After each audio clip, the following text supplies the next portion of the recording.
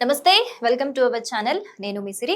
ప్రస్తుతం మనతో పాటు ఉన్నారు ప్రముఖ ఆధ్యాత్మికవేత్త, జ్యోతిష్య పండితులు, అమ్మవారి సేవకులు, దత్తాత్రేయ మరియు గణపతి ఉపాసకులు మురళీధర శర్మ గారు. గురుగారితో మాట్లాడతాం. గురుగారు నమస్కారం. మహాదేవ శ్రీమాత్రే నమః. గురుగారు, 2026 చివరి 4 నెలలు గ్రహాల ప్రభావాల రీత్యా ద్వాదశ రాశుల వారికి ఏ విధంగా ఉండబోతోంది గురుగారు? సో తప్పకుండా అమ్మ, ఎందుకంటే ముఖ్యంగా ఇప్పుడు మన వీడియోస్ కావచ్చును, లేదా మనం చెప్పినటువంటి విషయాలు కావచ్చును, ప్రజలకు కానీ అంటే చూసేటువంటి వారికి కరెక్ట్గా అనిపిస్తున్నాయి. మనం చెప్పినటువంటి విషయాలు అక్యురేట్గా గురుగారు మీరు చెప్పింది చెప్పినట్టుగా జరుగుతూ ఉన్నది. మొన్నొకరు మిథునం వారికి ఈ యొక్క జూన్ నెలలో ఎక్కువగా మజిల్స్ పెయిన్ కానీ, కండరాల నొప్పులు కానీ, లైక్ నర్వ్స్ రిలేటెడ్ అంటే కొంచెం అధికంగా ఉంటుంది, కావాలంటే మీరు చూసుకోండి అని చెప్తే 100 కామెంట్లు చేశారు. అవును గురుగారు, నిజంగానే మాకు మజిల్స్ పెయిన్స్ ఉన్నాయి. ఇక అదేవిధంగా మేషరాశి వారిని, లైక్ వృషభ రాశి వారిని అడిగితే గత 2025 జూన్ జూలై నుండి 2026 ఈ రోజు వరకు పరిస్థితి అసలే బాగాలేదు.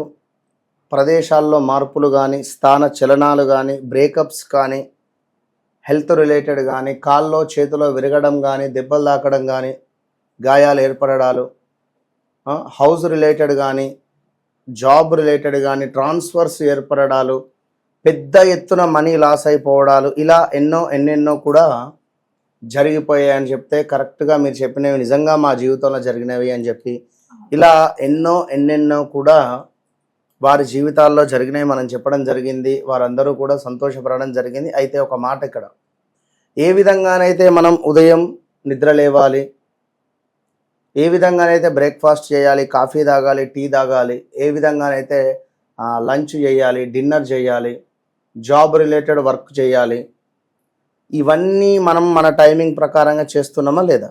చేస్తున్నాం గురుగారు. అదేవిధంగా జాతక రీత్యా నడిచేటువంటి గ్రహస్థితులకు ఒక టైమింగ్ అనేటువంటిది ఉంటుంది. సో ఆ టైమింగ్ ప్రకారంగా ఒక ఇల్లు కట్టుకోవడమా, ఒక H1 పిక్ అవ్వడమా, లేదా ఒక ఉద్యోగంలో మీరు స్థిరంగా ఉండడమా, లేదా వ్యాపారం మీకు ఇది అనుకూలించే సమయమా కాదా, మీరు పెట్టుబడి పెట్టేటువంటి ఈ ధనము మీకు యోగిస్తుందా పోతుందా, లాస్ అవుతారా, మీకు ఇప్పుడు ఉద్యోగం చేసుకునేటువంటి సమయం ఆసన్నం అయిందా కాలేదా. ఇప్పుడు ఉదాహరణకు డిన్నర్ టైంలో డిన్నర్ చేయకుండా మీరు ఎప్పుడో రాత్రి డిన్నర్ చేస్తే అది అరుగుతుందా? లంచ్ టైంలో లంచ్ చేయకుండా ఎప్పుడో సాయంత్రం 4కి 5కి లంచ్ చేస్తే అది అరగదు. సో మరి ఉదయము టిఫిన్ చేసే సమయంలో ఒకవేళ ఎక్కువగా అన్నం తిన్నా కూడా ఎఫెక్టే అవుతుంది. బాడీ అంతా మజ్జిగా అయిపోతుంది, చాత కాకుండా అయిపోతుంది. కనుక ఏది ఏ సమయంలో రావాలి అనే మనకు నిర్ణయించేది ఆ భగవంతుడు. ఆ అమ్మవారి సాధనతో నేను ఒకటే విషయం చెప్తూ ఉంటా, నన్ను కలవక ముందు, నన్ను కలిసిన తర్వాత, నాతో మాట్లాడక ముందు, నాతో మాట్లాడిన తర్వాత, సో చీకటిగా ఉన్నటువంటి మీ జీవితంలో ఒక వెలుగును నింపేటువంటి ప్రయత్నమే నేను అనేటువంటి విషయాన్ని గమనించుకోవాలి. నాతో ట్రావెల్ చేయక ముందు, చేసిన తర్వాత మీ జీవితంలో ఖచ్చితంగా మార్పు ఉంటుంది. సో ఈ మాట చెప్పడము ఎంత ఈజీ, నన్ను కలవక ముందు నన్ను కలిసిన తర్వాత అనేది. సో నేను ఎందుకు చెప్తున్నాను, అంత ఈజీ కాదది. సో దాని వెనకాల కఠోర సాధన నాది ఉన్నది. కనుక నిద్ర లేని రోజులు ఉన్నవి, సమయం లేని, అసలు ఇంట్లో పిల్లలతో కూడా సరిగ్గా మాట్లాడని సమయాలు కూడా ఎన్నో ఉన్నాయి. సో ఇన్ని నేను చేసుకుంటూ మీ గురించి నేను వాస్తవానికి ఎక్కడికైనా వెళ్ళినప్పుడైనా, లైక్ ఏదైనా ఎక్కువగా నేను కొల్హాపూర్ మహాలక్ష్మి వారి దగ్గరికి వెళ్తుంటా. ఖచ్చితంగా నెలకు ఒకసారి వెళ్తా. వెళ్ళి అక్కడ జపము హోమం చేసుకుంటేనే నాకు ఒక ఎనర్జీ ఫామ్ అవుతుంది.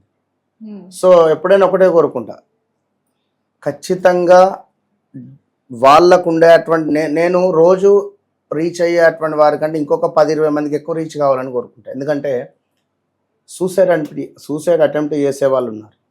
సో నా వీడియో వాళ్ళకు ఒక పవర్ను ఇవ్వచ్చు. మొన్న వచ్చింది ఒక ఆమె, గురుగారు నాకు మీరే ఇక నేను సూసైడ్ అటెంప్ట్ చేసుకునే తరుణంలో మీ వీడియో కనబడిందని చెప్పి మస్తు బాధపడింది. ప్రామిస్, సత్యంగా. సో వారికి నేను ఇచ్చే రెమెడీయా, వారికి నేను ఇచ్చే ధైర్యమా, ఒకంత సంతోషం వేస్తుంది. సో సక్సెస్ అంటే మనము కారు, డబ్బు, బంగ్లా, bank this is not success.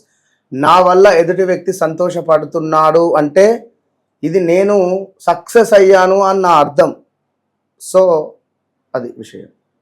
కనుక రాబోయే 4 నెలలు మీరు ఏ విధమైనటువంటి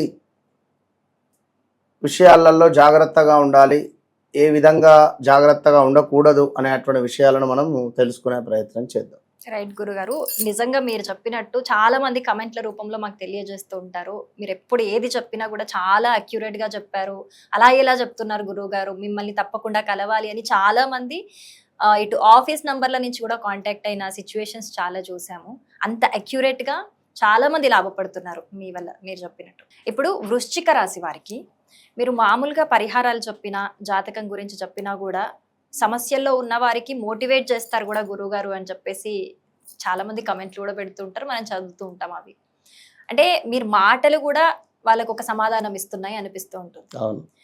మరి గతంలో చాలా అక్యురేట్ గా చెప్పారు వృశ్చిక రాశి గురించి. మరి ప్రస్తుతం రాబోయే 4 నెలలు వారికి ఏ విధంగా ఉండబోతుంది అంటారు? తప్పకుండా వృశ్చిక రాశి వారు వీరిని మనము అసలు అర్థం చేసుకోలేము. ఫస్ట్ ఆఫ్ ఆల్ వృశ్చిక రాశి వారు ఎవరైతే ఉంటారో నా, నీ, నువ్వు, నే అక్షరాలు, యా అక్షరము, లైక్ నా అక్షరంతో పేరు మొదలు, యా అక్షరంతో పేరు మొదలు అయ్యేటువంటి వారు, జ్యోతి, జ్యోత్స్న, లైక్ వీరిని మనం అర్థం చేసుకోవడానికి ఎంత ప్రయత్నం చేసినా అంతు చిక్కరు. అలాంటి పరిస్థితి ఉంటుంది. మనం ఎప్పటికీ అర్థం చేసుకోలేం అసలు వాళ్ళు ఎటు తిరుగుతున్నారో, ఏం ఫోన్ మాట్లాడుతున్నారో, ఎవరితో మాట్లాడుతున్నారో, ఎక్కడికి వెళ్ళారో, ఏంది అనేటువంటిది ప్రతిదీ కూడా చాలా రహస్యంగానే ఉంటుంది. అది మాత్రం గమనించుకోవాల్సింది. ఇక బయటకు ఒకలా కనిపించినా కూడా వీరికి లోపల మరోలా ఆలోచించేటువంటి స్వభావం కలిగినటువంటి వారు. ఈ వృశ్చికానికి సంబంధించి నేను నా థెరపీలో వీరి గురించి కొన్ని వాక్యాలు నేను రాసుకొని వచ్చిన, ఇవి ఎస్ఆర్నో కామెంట్ రూపకంగా తెలుసుకుందాం. సో అంతర్దృష్టి అంటే చాలా బలంగా ఉంటుంది వీరికి. వీరు ఎక్కువగా కార్లు చాలా అద్భుతంగా నడుపుతారు, వెహికల్స్ బాగా సూపర్గా నడుపుతారు. ఒకేసారి ప్రేమిస్తే ప్రాణం పెట్టి ప్రేమిస్తారు, కానీ మోసం చేస్తే జీవితంలో మళ్ళీ ఆ వ్యక్తిని కూడా తిరిగి చూడరు. రహస్యాలను కాపాడడంలో వీరే దిట్ట, ఇక సాటి లేరు. ఈ 12 రాసులలో ఏమైనా రహస్యాలకు సంబంధించి లైక్ ఇప్పుడు గన్మెన్స్, మిలిటరీ రిలేటెడ్, కొంత ఏమైనా అకౌంట్ కానీ కొన్ని రహస్య విషయాలను వీరు బాగా పెట్టుకోవచ్చును. కోపం నెమ్మదిగా వస్తుంది, కానీ వస్తే తీవ్రంగా ఉంటుంది. అదేవిధంగా సవాళ్ళను చూసి వెనక్కు తగ్గరు. అసలు ఏంది అక్కడ చూసేద్దాం పా అని అంటారు. ఇక మరొకటి ఏమిటంటే ఎవరిపై ఆధారపడడం ఇష్టం ఉండదు. నమ్మకం వీరికి ప్రాణం.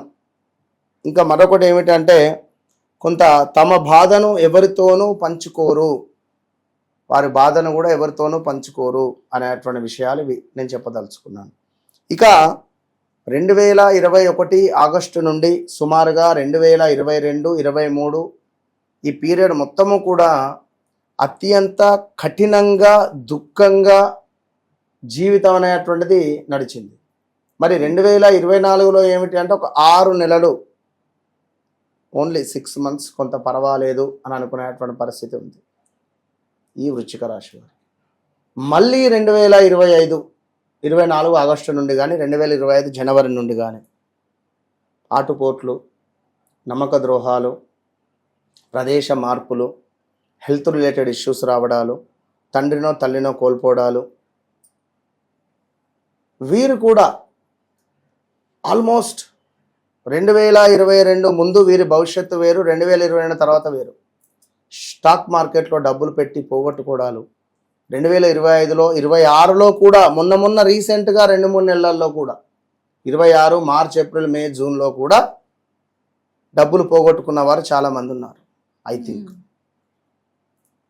ఎక్కువగా స్టాక్ మార్కెట్, వీరు ఈజీ మనీకి ఎక్కువగా సంపాదించాలనేటువంటి భావన ఉంటుంది.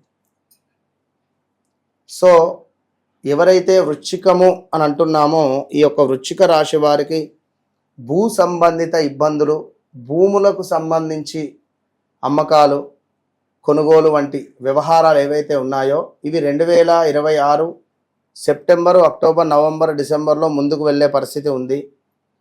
ఉద్యోగం కోసం ఎదురు చూస్తూ ఉండేటువంటి వారికి ఆగస్టు ఎండింగ్ నుండి అక్టోబర్ ఎండింగ్ లోపు ఉద్యోగం వచ్చే పరిస్థితి ఉంది. ఒక 10-15 రోజులు అటు ఇటు పెట్టుకోండి అంతే.